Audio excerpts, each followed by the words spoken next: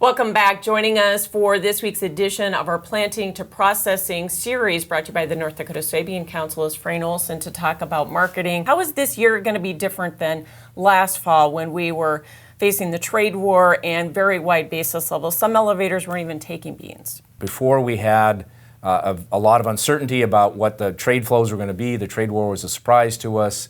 The grain elevators in particular in the area were really concerned about the movement of grain. If we can't move it to the West Coast, where does it go?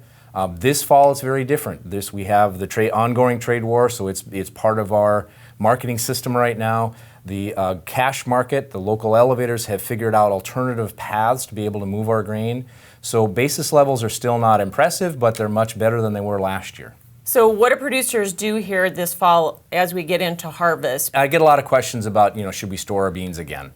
And I guess given what we see today, that's probably right now the best strategy.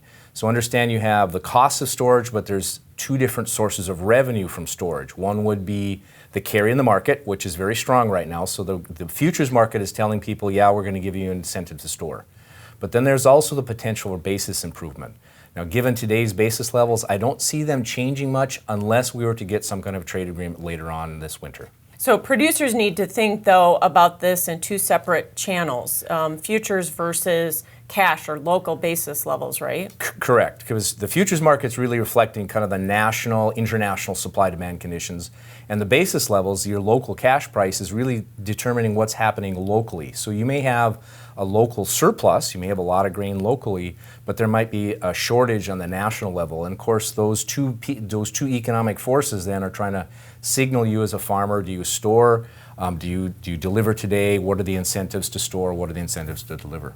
Thanks, Frayne. Some great marketing advice as we go into harvest. Frayne Olson joining us from NDSU.